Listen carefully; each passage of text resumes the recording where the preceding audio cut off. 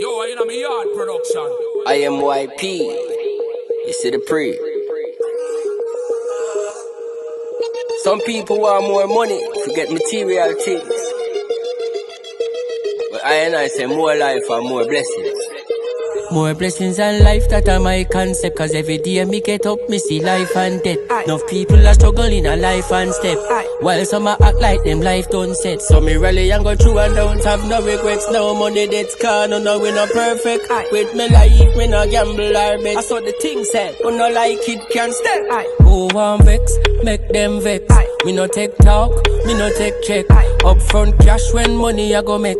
Or you can transfer it to me not west. No laughing, no broke badness. Let's talk, give me just hold my mess. Anyway me spark it, when me smoke are the best. The weed up in my chest, still everything blessed, everything blessed. Black History Month is an insult. You're going to regulate my history to a month, when indeed my history is 365. How would I ever sit here and rather not have Damian in my life or not have the awesome relationship that I had with Bob? I mean, do people understand what a privilege it is to be intimately and inextricably associated with the greatest legacy that has come out of Jamaica in 100 years? Do they understand what that feels like? What kind of blessing that is?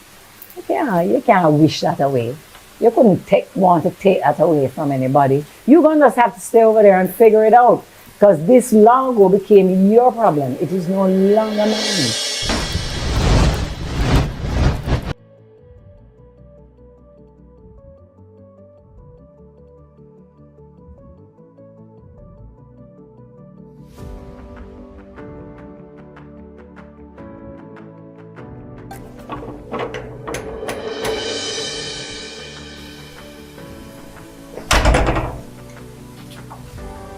Hi, Cindy. Hello, hi, good morning, everyone. Hi, morning. Carl. Nice to see you. You too, at long last. All right. Yes, right? How are you? I'm good, hanging right. in there. Excellent. Come on in. All right. Nice. All right. So what would you say is the most Canadian thing about you?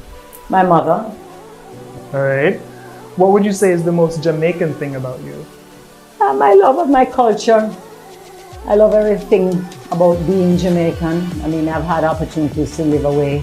Never really wanted to. Right. I love all the little Jamaican sayings. You know, one cocoa full basket when it marble pop. Yeah, I'm a Jamaican. I am. All right. To the core, right? Yes, right. to the core. So in 72, you were just 18 years old. If you say so. What would you say to 18-year-old Cindy? To 18-year-old Cindy, I would say, do it all again, the same way, and leave out nothing. Perfect. All right. What's your favorite thing about Jamaica? The diversity of the culture. When I traveled the world as Miss World, being able to say that I was Jamaican was one of the things that I enjoyed the most. Okay. Because it seems to have a magic that exists to this day and is even stronger now. Because of social media, everybody is aware of what Jamaica is all about. And it's just so magical. It is. Yeah, it's so magical. All right. What comes to mind when I say immaculate? The nuns, Roman Catholicism, the very imposing building that was the Constant Spring Hotel, which was the boarding accommodations at the time. That's where all the boarders lived. And I guess discipline was a big thing at that institution. And there's nothing wrong with that, but you'll often hear me say that any discipline I have today, that's where I learned it. I got you. Yeah, that's All where I right. learned So it. you've said in the past that you grew into a rebellious teenager, and you were fascinated by men. Where do you think that fascination came from? Oh, I have no idea. Their delightfulness, it could only be. No, that's just a part of being a teenager, you know. As you mature, you know, each becomes fascinated with the opposite sex. And I think that relationships if you are not centered and focused and guided by a strong family, those kinds of things become the overriding factors in your life long before they should become that. Right. So, now, why exactly weren't you allowed to participate in Immaculate's graduation ceremony? you see that word rebelliousness? Mm-hmm. Yeah, that's the one. Got it. That's the one. Right. Some of us really weren't that keen on the rules. And I wouldn't say we went out of our way to break them per se, but there were some of us who just felt from very early in our lives that dancing to the beat of your own drum was the better way to go. Got it. So, all right. So you left Immaculate when you were 16, and you said that you resented religion. Did that resentment last into adulthood? I wouldn't say I resented religion. I felt myself growing away from the idea of what is offered as traditional religion. There are many religions in the world, and you cannot presume to tell another individual that his idea of God is wrong. I came to a place of comfort, a greater comfort level with the notion of the God of your understanding. And I also came to prefer spirituality as a guiding light than always having to go in a church and kneel on a pew in order to count my blessings. Got it. So, all right. So what's your favorite memory from your days at Immaculate? fun with the other girls. It was great to always have any number of playmates. You know, baseball with the tennis ball and your fist doubled up. Swimming every afternoon in the pool. Telling stories at night in the room when it's dark and you're not even supposed to be talking, you're supposed to be sleeping, and somebody is on lookout now to hear when sister is coming, because they wore these long rosaries at that time, so you could hear the beads jangling from down the hallway. So everybody would quickly be quiet. I mean, I can remember us getting caught, right, with food, what we used to call tuck, tuck shop, spread out all over the bed, on top of one poor girl's bed, on top of her sheet, and she couldn't move it. Right, sister come and flick on the light, and there she was like this. She was on God. Everybody has dropped the cover and gone, like they're gone to sleep, And so who's gonna eat all of this food? Well, you know that we were all busted, but we had fun with all of those things. All right, cool. We did. So after leaving Immaculate, were you desirous of pursuing tertiary education? I was desirous of getting out there in the working world and seeing the world. That's what I was desirous of, really. I think I would have to say. Okay, cool. So besides your son, who is your favorite dancehall or reggae artist? We including Bob, or we have to leave him out? Besides Bob too. Because that's a given, right? Yeah. Right now I'm really enjoying Jesse Royal's music. Really, really enjoying his energy, his music. The mix on his album, and his roots, his deeply planted roots. I'm more of a roots and culture kind of girl, because I love the original message of reggae music. That's what brought our music to the attention and into the hearts of people all over the world, and that's what made it special. They're about to re-release Marley. Wow. In select theaters and on various platforms. Re-release. Wow. It's been seen before, but they're going to pump it up now. So there has to be a reason for that. And we need to not be ignoring that reason in these times. Definitely. I agree. Yeah, for sure. All right. So can you describe for me your first time ever meeting Bob? Well, actually, I think I was in the company of Danny Sims, who managed Bob for a short time. He was here in Jamaica, and he had rented a house to stay in up on Russell Heights. So a group of us were hanging out, and up all night getting on bad. And at about, I don't know, maybe as late as 5 o'clock in the morning, there was a knock on the door. Wow. I don't think I actually really met Bob. Danny went to the door, had a short conversation, came back, and he said, you know who that was? That was Bob Marley. He always used to say Marley, but he was American, of course. Okay. And he's going to be a big star one day. That was his synopsis. of who Bob was. And I guess I would have to say I began to get to know him when I went to 56 Oak Road to live. Got you. All right. So what's your favorite Damian Marley song? Now there's another tough question, because there are so many that I always enjoy. I love Sabali, Patience, with Nas on Distant. The lyrics are just so potent. Yeah, I mean, can you milk cows even though you drive cars? Where does he get these ideas? And it just makes you think that we think we can do so many things.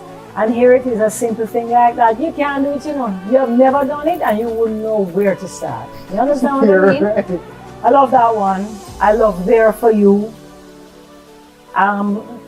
Funnily enough, a lot of my favorites are the slower, more thought-provoking, more poignant ones.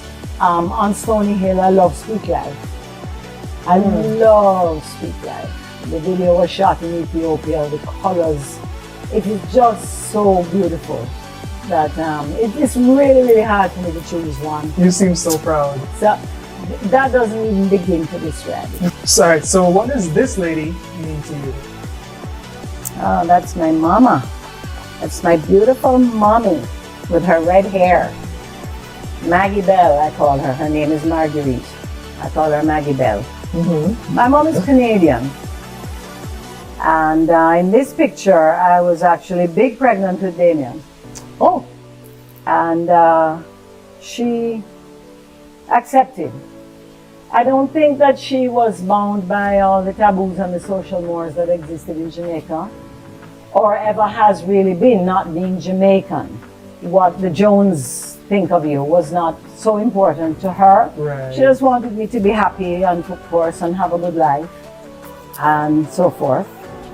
And, I mean, perhaps she would like to have seen me walking down the aisle in the white dress and all of that, but she was able to move on. And she sure does love her Damian. Surely does. Yeah, she does. It's fun to see them together. I just leave them. They sip their wine, they chat, he laughs, he turns to me every now and then and says, boy, grandma, I'm pretty long. So they have fun together. All right. When was the last time you smoked weed? Oh, I haven't done that for a long time.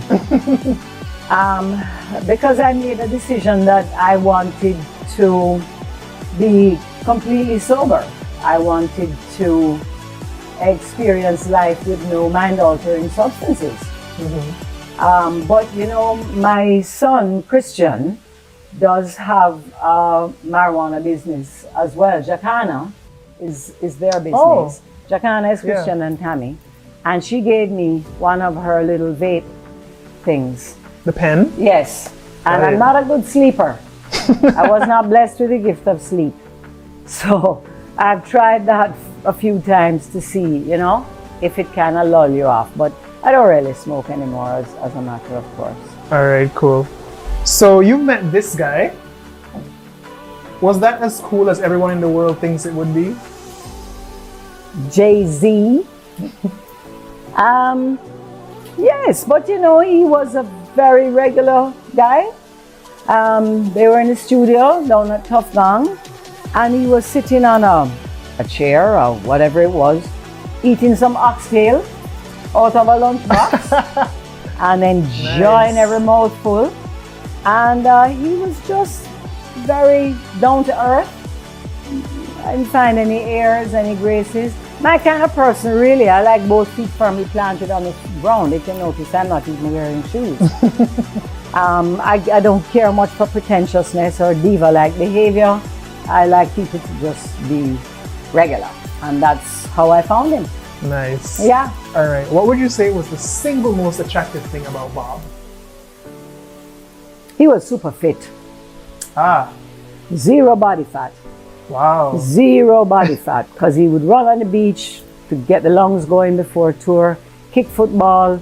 He was fit. He was a seriously fit guy. Nice. And I always think that that's, very attractive. Nice. All right. So what date means the most to you? November 18th, 1976 or May 11th, 1981?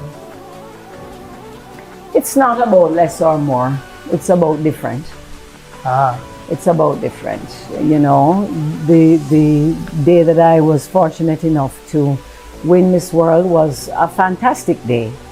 And it has colored my life ceaselessly, really. It is the reason that you all lovely people are all here today. So it's certainly not something I would ever want to leave out of my life or discount in any way. It's been a wonderful experience. Really, really wonderful. May the 11th, that's a sad day. That's a day of loss. That is a day of mourning when it rolls around. It's a day of acceptance. It's a day that we have, those of us who knew Bob well, we still have to pray for acceptance.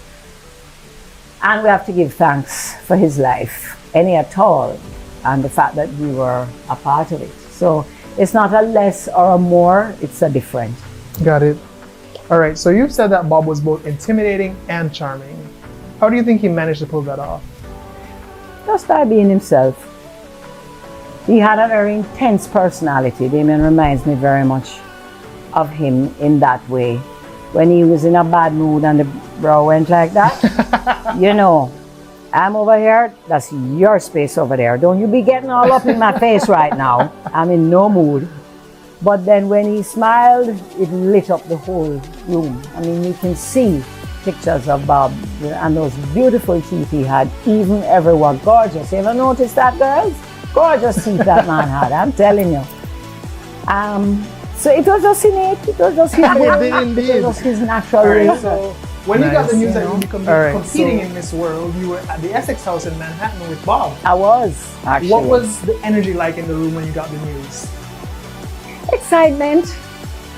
He wasn't at all surprised. He was sitting in a chair in the corner of the room with his guitar, working on something. I don't quite remember what now. And the phone rang and I answered, okay, all right, yeah, okay, all right. You know, conversation done, hang up. And I said, you know, they've accepted me in Miss World, so I have to get home and get prepared because you're going to need a whole wardrobe now and all that. And I said, yeah, and I never tell you, man. Say, it didn't go happen.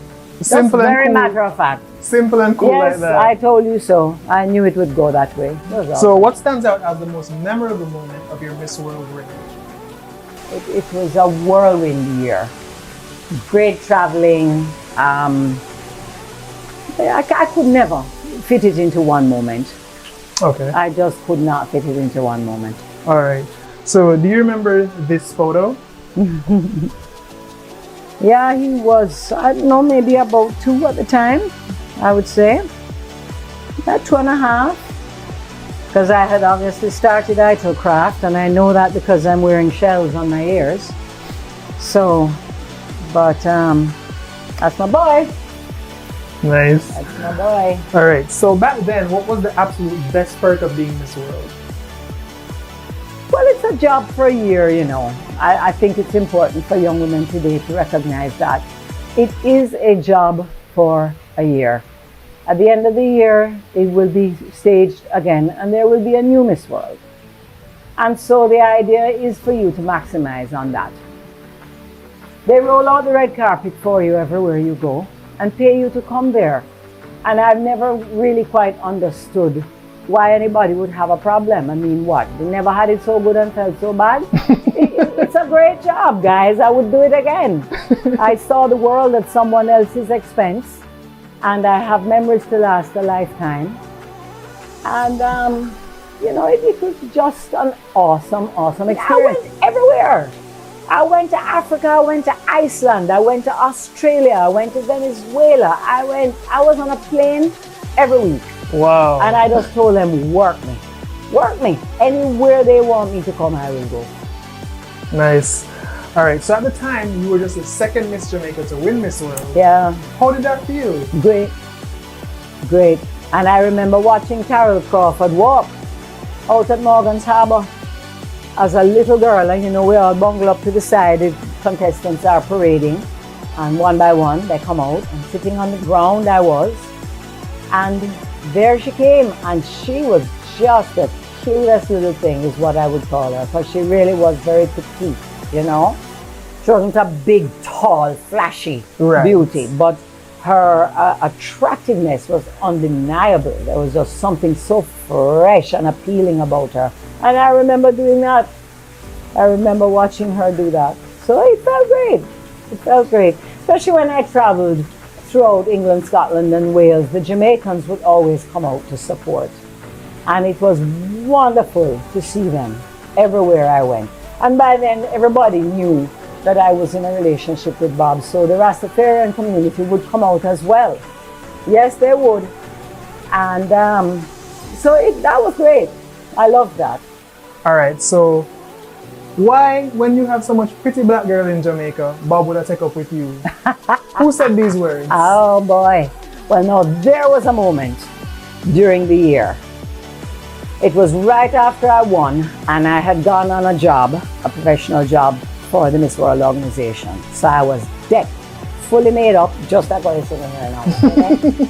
Nail polish, it's a fur coat, everything. And we went walking down on Portobello Road, which is a very well-known road in the very Bohemian district of London. So I wanted to find a restroom, and somebody said there was a Jamaican restaurant just 2 chains down the road called Backyard. Go and see if you can use theirs. Off I went merrily, me alone, because it wasn't far, even though I had friends with me. So it's like market shopping in the street. That's the environment. So I'm just hopping down a little bit. So I pushed the door. One lady with her mop cleaning the floor, the other one doing something else behind the counter. And as I pushed the door, and one of them said, "Syria, Syria, Syria." So right away I said, "Oh, so you in your chat me?" She came by her hand and she said, "Yes." "Yeah." I said, "Yeah, say yeah."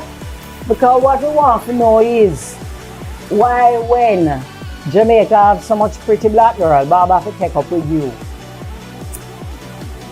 Well, I don't need to tell you that within 5 minutes, every Jamaican in a 10-mile radius was stuffed inside of that little backyard while I defended myself, my Jamaicanness, my skin color. You understand? Absolutely, I was on trial, impromptu trial. But I will tell you this, we partied the best of friends. We take pictures up on our wall, everything. Yeah, man, it worked out good, good, good. So, when Bob was shot in Jamaica on December 3rd, 1976, you were in London. I was. Can you describe for me how you felt when you got the news? Well, I mean, horrified. Absolutely horrified. Because in those days, there were no cell phones and communication the way it is today. I can pick up my phone and call Australia if I want, not so. And we really didn't know how badly he had been injured. And I was booked to work that evening, which I had canceled. One and only time I ever missed a professional gig during that year. And I just stayed very quietly in the room. Nancy was still with me. No, lie, Nancy had come back because she was at 56 Hope Road when it happened. So, but they were very understanding, Julia Morley, and everybody rallied, and pretty soon we knew that he was okay. You know, it just grazed him and went to his elbow. But I think what was more devastating about it was the idea that anyone would do such a thing. Why would you want to hurt this person whose every waking moment and probably sleeping moment as well is worried about the good of Jamaica and all Jamaicans and the plight of the poor man and the lost and disparaged soul? Why would anybody want to hurt this man? It was inconceivable. It really was inconceivable. So I think that was more than even the physical part of it, was the emotional perplexity of it all. Right. All right, and then a few weeks later, in that same December, in Christmas, you and Bob went to the Bahamas. We did. Well, he was there with all his crew, you know. he flew there right after the incident happened, so I joined him there. What would you say is your favorite memory from that trip? Just fun times, hanging out, trying to cook some steamed fish, which I had no idea how to do. Boil it down until the whole thing mash off of the bone. Just everyday living, just hanging out, with the football, swimming in the pool, just to be able to spend time together, because he had been traveling a lot. I had all the Miss World stuff going on and pageants leading up to then, and very busy since then. As the Mecca tour is 6 weeks, eh? Right. So, long absences and what have you. So just to be able to spend time together. We did have to run from some paparazzi, but we've figured it out. People stuffing paper under your door and that kind of thing in the middle of the night. And the people are relentless when they're ready, Paparazzi is not a new thing, So, wow. Yeah. All right, so after winning Miss World, you brought lots of glory and recognition to the country, of course. But you were shunned by the Jamaican government. How did that feel? One couldn't say that it felt good by any stretch of the imagination. Why would that feel good? It wouldn't, But I was determined not to let any of the negatives overshadow the positives that would surely come out of that year. And then I think that when you feel it over the years is when you see someone else come along and the accolades that are heaped on them. If you look at somebody like a Penny Commission from Trinidad or that sort of thing, there may be a stamp. There may be an airplane with her name on the side of it. You understand? Right. Those kinds of things. And I understand too that governments have to take a stand on certain situations, and apartheid was something that needed to end. I appreciate all of that. And so it is on the basis of those things, and I recognize too that I made my own decision to go there, knowing full well that the government were not in support. I was, once again, as I keep saying, dancing to the beat of my own drum. Maybe all the world loves a winner, and the only thing that really saved me was the fact that I did win. But it's all good today. It was what it was. Nice. All right, so 17 years after you won the title, Lisa Hannah won the title. She did. Do you remember where you were when she was crowned? I was at Jamaica Inn, as a matter of fact, in Ocho Rios, spending the weekend. My husband and myself with good friends. I'm pretty sure it was Cat and Donna Core at the time. And I remember getting the news, and I was not at all impressed. I was jealous. Me not come here to telling no lie today. And she knows we're very close friends today, but you feel like you've been dethroned. I'm not lying. Because Carol Joan Crawford never lived in Jamaica. She never lived here. She got married and moved to Ottawa soon after her reign was over. So Jamaicans really don't have much of a memory of her. I had been Miss World, unchallenged up until then. You had been the Miss World. And I knew Lisa because I knew her mom, and I had known Lisa from she was a little girl. And every time that I saw her with her mom would say, "Come, Lisa, come and say hello to Auntie Cindy." And then she would say, "Lisa wants to grow up to be Miss World just like you, And so said, so done. I was not impressed. Hey, I got over it. And she and I laugh about it to this day. Nice. And for Tony Ann to come along now and be a fourth Miss World for Jamaica, wow. Yeah. Wow. I mean, I think we rank fourth for the most wins for Miss World internationally. Yes. Well, suppose you see my Miss World trophy. It's a silver globe, a map of the world with inscription and what have you. Solid silver. I have it to this day. In the spot where Jamaica should be on the map, there's not even a dot, there's not even a speck or a fleck. Jamaica was not big enough to make it onto that globe. Wow. And I don't vex with them over it, But I'm you're just saying... showing you that Jamaica is so small You know, that we're not even on that globe, even though we've won it 4 times. Little but what's all over, right? Well, and I've lived long enough now to realize that what is for you can't unfor you. You know, what Jamaican people think of me and the regard that they have shown me that still exists to this day. Some, 44 years later, it has never gone away and it has never diminished, and it's not going to. I have my own place. Lisa have her place. Carol has her place, and here now Tony and come to make her place. There is not a day, I kid you not, that I leave my house that somebody doesn't say to me, "Are you?" And it just depends on how I'm feeling. Some days it's not today. That's a bad day. Some days it's sometimes. Another day it's yes, hi, how are you? Generally, I let people into my personal space with no problem at all. And you get, oh, you gain a little weight though. Or, I thought you would be taller. Or, your hair grow back though. Or, whatever. You're still being rated. You're still being rated.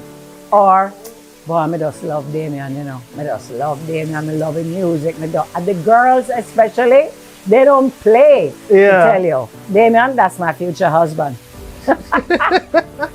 All right. So how did you feel in this photo? Lisa, Tony, and myself. Lovely. That was a great night. The only one missing is the Prime Minister, but there are others I'm sure you've seen with him in it. So I posted one of those for his birthday. So it was good. No, Jamaica don't joke when it comes to pretty girl, you know, we have them. We have them. All right. So what was your reaction when you first received the news of Bob's cancer diagnosis? Wow, that was shocking. That was a gradual process with the toe, with the football, and he wouldn't stay off of it. But when it returned 2 years later and he was diagnosed in the lung and the brain, that was really tough. That was a shocker. I mean, you basically just hang up the phone and book a flight. At that point. Yeah, you book a flight because he was gone 10 months later. So. All right. So what was the most difficult part of your pregnancy with Damian? None. It was a breeze. I was very healthy, easygoing. You're not sick, you know, you're just pregnant. Right. So that's what my daughter always tells me. It's not an illness, you know, you're just pregnant. So I didn't find any difficulty. All right. What's your favorite part of being a grandma? Oh, they just melt your heart. I have a little 3-month-old grandbaby now, Israel. And I just can't stop smiling from ear to ear when I look at him. It's lovely. It's a wonderful experience. And then, of course, as you always hear people say, you get to give them back. Yeah. You know what I mean? You don't have to do the 3 o'clock and the 4 o'clock and the 5 o'clock. So it has many perks. But to watch, and I have 10-year-old grandchild as well. So it's to watch them grow and develop, watch their talents develop and their intellect and their little habits, and it's fascinating. Nice. All right. So were you disappointed that Bob wasn't able to be there for the birth of Damian? No, I knew he was going on a 3-month tour. But listen, have you ever looked at the pictures of the crowds that he was attracting? Stop that train. At that point, it was unstoppable. Unstoppable. So the man had work to do. All right. So on a scale of 1 to 10, how well did you and Rita get along? We got along fine. We took care of him in the same apartment in New York when he first fell ill. I would hold the fort, she would go out. She would hold the fort, I would go out. And she was the one who said to me, "You can crash with us if you want, you know. I'm using that room. You and Damian can be in there." And listen, by that stage, this is not about romantic jealousy. This is about watching somebody that you clearly understand is great. The kind of greatness that comes along once every 200 years maybe, I think is the time frame that they give it. And you're watching his life being sucked out of him bit by an illness. This is no time for petty jealousy. It's just not the time. And obviously we both felt that way. So. All right. So what would you say was Bob's best physical feature?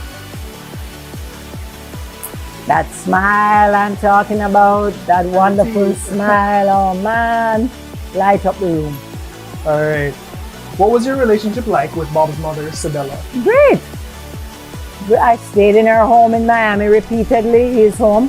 Slept right in her bedroom with her when Damian was 6 weeks old. She would say, come here, pretty girl.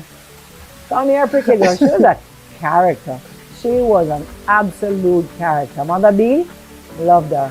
And she embraced all of us. And we toured the States together.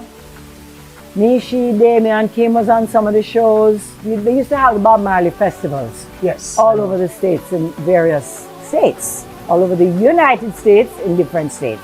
And we all did them together. Yeah, man. All right. So Damian was born in the home at Russell Heights, right? He was. So was that intentional? Yes, absolutely. I had a girlfriend who had had, I think, 2 home deliveries by then. And I thought, oh, this is a cool idea. I could do this. Why not? My red pea soup will be on the fire for me when I'm done. Everything in place. And I was well, very healthy. I had a wonderful midwife, Sister Iris Vasselbogs. Yeah, man, let's do it. All right. So what's one thing that Damian does that never fails to remind you of Bob? The eyebrow. The skull. The Bob skull. Yeah. Definitely. And that same intensity. Don't talk to me now, or all are welcome. Light up the room. That same intensity of personality. All right. So what is your most nostalgic memory of this time? Little Junior gone.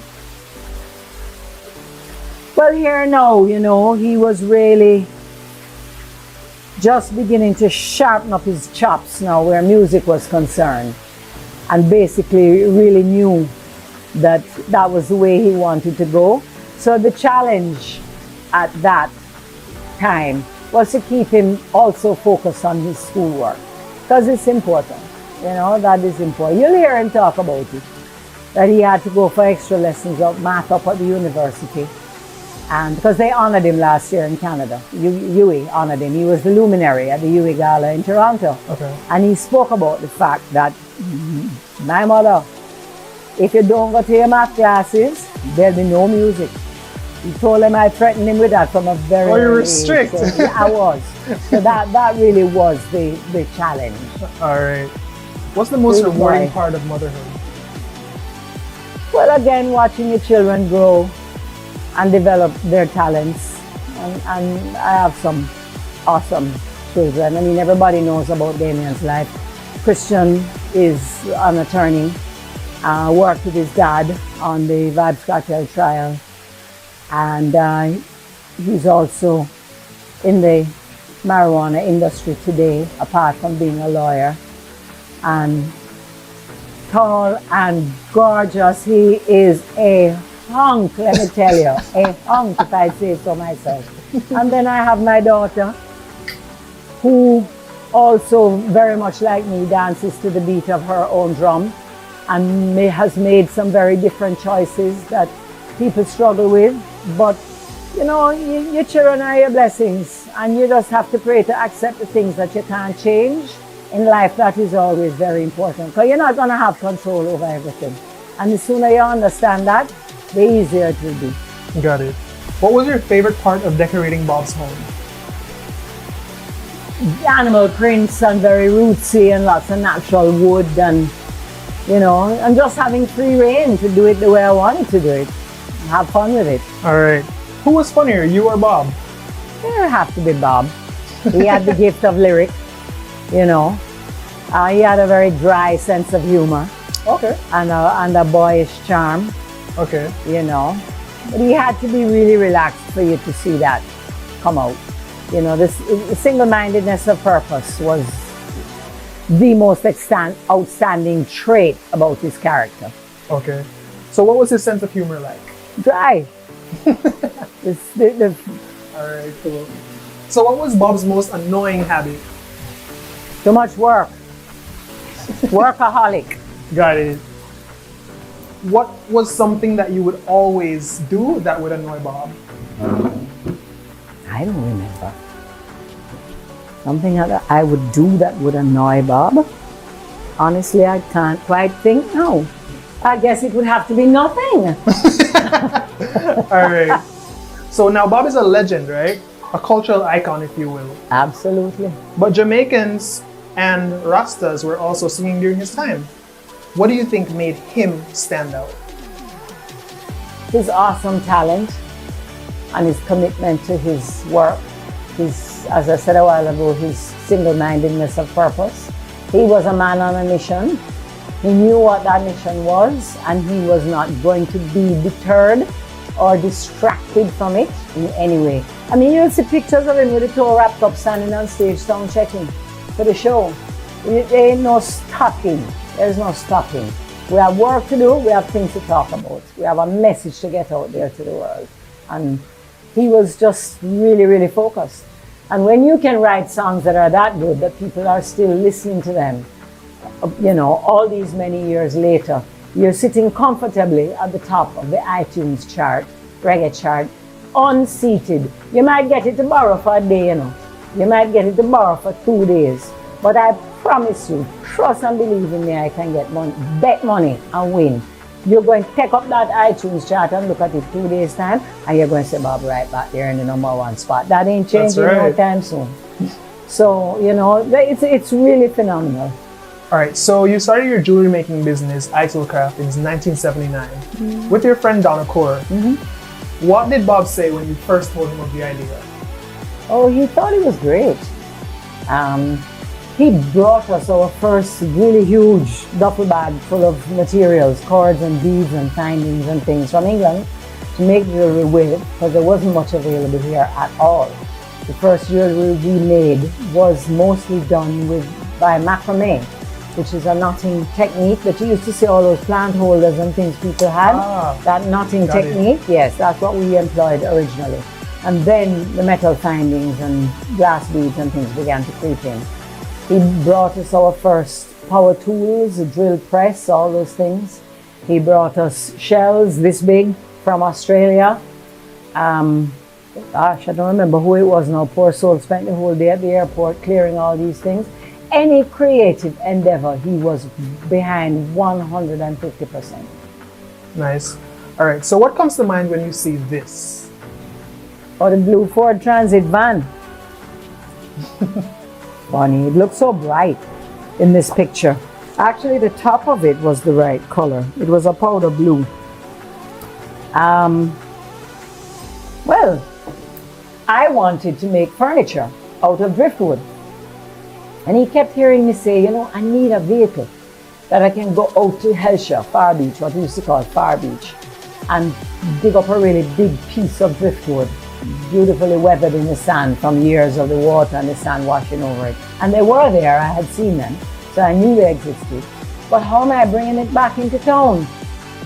So one day, this blue powder van just drives up, out he jumps, walks inside, hands me the keys, and says, I don't come to stop you now, I was dropping off this. So I said, so what is this? He said, well, don't you say you need a big vehicle to go a beach, go take up things, we'll see there. And off he went. Somebody had driven up behind him. He just took him right back off, back in the vehicle. Obviously he was in the middle of something. He just wanted to deliver it to me. And I stood there, scraped my jaw up off of the floor, and headed for the beach. To get your driftwood. You understand? Right. And he saw the first driftwood table that we ever made. He came up there late in the night, him and an Mexican youth from Hope Road, and said, all right, he's a tradesman, you know, draw up a chair, what do you want me to do for you now? And he leveled the top. It was a root. So the branches then became what supported the glass. He saw that. And I don't know where it is today, we sold it. So that means someone has that thing, someone that has sawed. that. Absolutely. Wow. Yeah. Nice. Yeah. All right, so what was the most challenging part of establishing Isel Craft? Just learning the ropes, I guess, as a business person. I mean, I didn't have business training. We were both creative people, and that is what we love to do. Yes, right. That was what we loved to do. I mean, the standard day was to build a big split in the morning and figure out, what can I make today? You know, it was all about the creative process. Let's go dig up some cactus out of Hellshire and pot them and wrap all the pots, or let's go down to Randall's Hardware and get some of those big demijohns and drizzle the glue down it and throw the sand on it, sandblast it. And we just had so much fun experimenting with ideas. I wouldn't say there was any big challenge per se. No, you know what I mean? All right. What were you doing on Bob's first day of chemotherapy? At Sloan Kettering in New York. I was there. Just lending moral support. All of us, several of us. Reading from the book of Job in the Bible and just whatever you need. Whether it's a cold cloth on the forehead, some water, because you know the nausea that goes along with the chemo is really formidable. So just lending support. Got it. How did you initially meet Tom Tavares Vincent? Oh, from before I became Miss World. We had mutual friends. I was introduced to him by a girlfriend when I was actually living at 56 Hope Road. And we all used to hang out together, just a group of friends. And I would see him, he was at law school in London when I won Miss World. So there again, we would hang together as a group of friends. So. All right, so was Tom a fan of Bob? Absolutely, who is not? Who is not a fan of Bob? You show me one person, I challenge you. All right, so do you have any regrets? Not too many, you know. I think it would be dishonest of anyone, anywhere in the world to say that they don't regret something or the other. You know, there will always be something that you wish you could change, always. But I think that rings true for most of us. So nothing monumental. All right. Do you remember that moment when you knew without a doubt that Damian would be a star? There is a moment when, after Halfway Tree came out and he was nominated for the Grammy, and my daughter Leah and I were going to join him to go to the Grammys. So we flew to Pittsburgh, where he was performing that night, and we were going to fly to LA the next day to attend the Grammys. And I hadn't seen Damian perform for some time. And when he stepped out on stage that night and just electrified that room, I remember Leah looking at me and I looked at her and we said, wait, when did this happen? At this night, what else you are going with? I mean, we were just shocked. We were absolutely shocked that his performance level had risen to that point. But that's definitely one of his greatest strengths. When he steps out on stage, you know the stage is occupied, ain't no question. So, but that night in Pittsburgh, we really were like, wow, this is what he's doing every night? Wow. And then we went to Pittsburgh the next day, to LA the next day, and he won his first Grammy. So that was a good trip. That was a good one.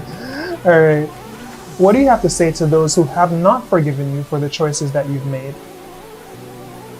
They'll get over it one day. You know, what you're going to say. Everybody get their life to live.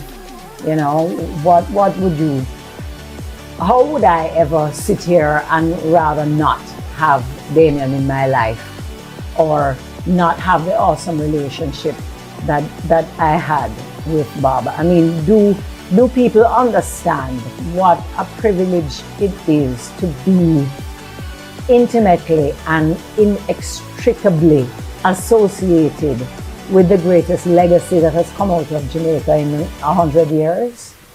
Do they understand what that feels like? What kind of blessing that is? You can't wish that away. You couldn't want to take that away from anybody. You're going to just have to stay over there and figure it out, because this long ago became your problem. It is no longer mine. Right. So what do you say to those who admire the love you and Bob shared? Thank you. I appreciate that support very much. And it has been never ending. I've gotten it all the time. And it's wonderful. There again, it's just part of the blessings that have become the fabric of my life. You know, it brought Rastafarianism to a different place. to a place of acceptability, for Damian to have locks down to the floor, and people have such regard for him as an artist. That's one of the things that makes me so proud. I never have to worry that I'm going to hang my head in shame when Damian steps on the stage. And those are his Rastafarian values and attitudes right out there in front of him. And when you look back to the days when it was considered such a taboo, I mean, wow, what a shift. What a shift. Yeah. What made the 1992 staging of Reggae Sunsplash so special? Oh, when Damian and Shia and their little band, the Shepherds, opened the show. Yes, that was their first really big gig. I think Damian must have been about 14 at the time. Yeah, the Shepherds. All right. So do you think Bob would have been with us for longer had he received treatment in Mexico rather than in Germany like you and Rita wanted? Oh my dear, who knows, eh? You have to just, again, accept what you can't change. That was what we wanted, but looking back, it is what it is.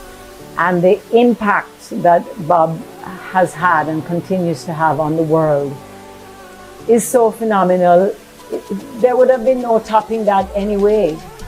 He did his work. Yes, he left here at the age of 36, but look at the strength of the legacy. It's phenomenal. It's incomparable.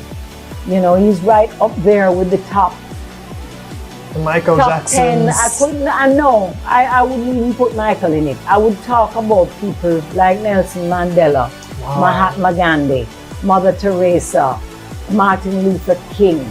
I'm not talking about just pop icons. I'm talking about philosophers, people who have championed the poor and the oppressed all over the world. He's up there in the top 5. There's no taking that away from him. It went way beyond charts, album sales, pop music, way beyond that.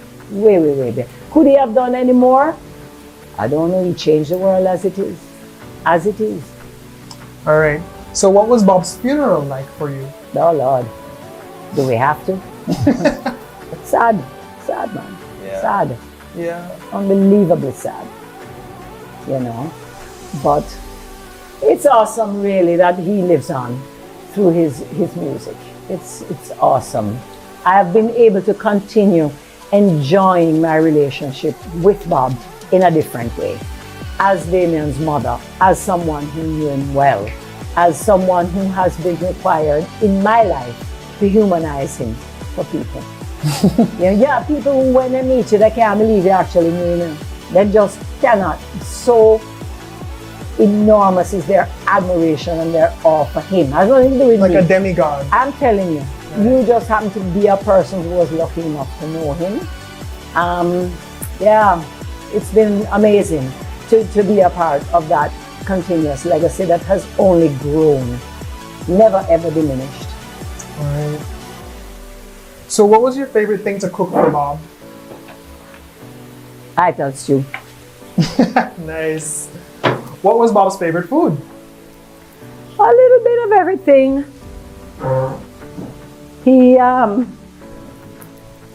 He liked Irish moss and things like that. I had to always be traveling with bags of Irish moss. And you had to go to the pharmacy. You had to go to the pharmacy down in Parade to get 2 things, isinglass and gum arabic. Don't nobody ask me what they are.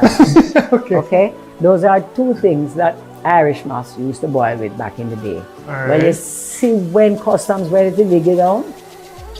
Because you couldn't go to no health food store in those days, you know, and pick up 2 nice little pack of Irish moss. This thing is natural, coming from whoever you supply. Is it wrap up in a newspaper, wrap up in a one next bag, wrap up. And when they start digging into that, it's like, whoa, is this some different kind of ganja we got here? They didn't have a clue what it was all about. So, but he liked different things like that. Dr. Fish. All right. Considered to be the thing. All right. What were his nicknames for you? Windy. Windy? Windy. Windy Cindy. Windy. I'm windy. All right. What were your nicknames for him? Daddy Dread. Nice. Daddy When do Dread. you miss him the most?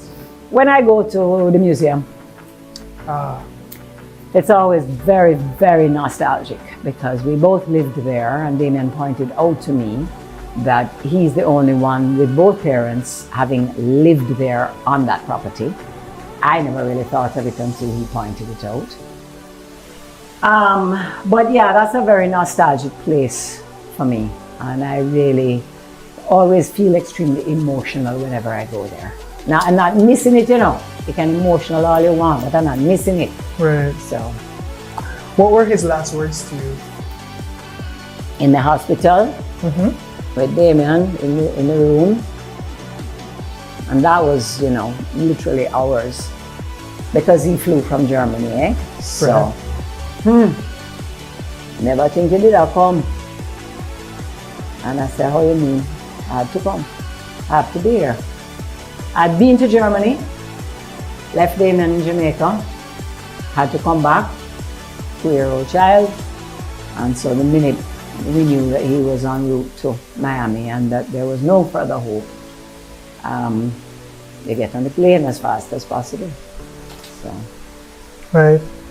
Did Bob ever tell you he loved you? of course. But absolutely, we would say it all the time, over the phone, face to face. All right. Of course. All right. What was the most fun part of your relationship with Bob? The making of the music, I guess, the shows. You know, there were two sides to it. There was that and the growth of his, I don't want to say stardom, because that's not what I really mean. Stardom is a very funny word.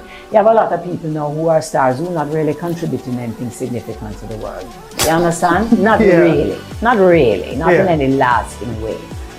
But we used to spend a lot of quality time alone together, because it was very hard for him to get alone time and for you to get a break from the prying eyes and the curiosity, because people used to come, like when I worked at a club, they would come and literally trip over themselves when they push the door and see the two of us sitting at the bar. You know. Literally trip over their feet.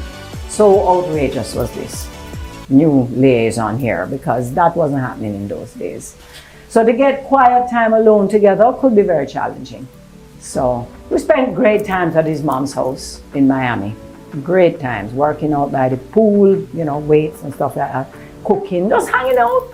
Just hanging out. All right. If Bob were alive today, final question, what would you say to him? That you will always be my greatest inspiration.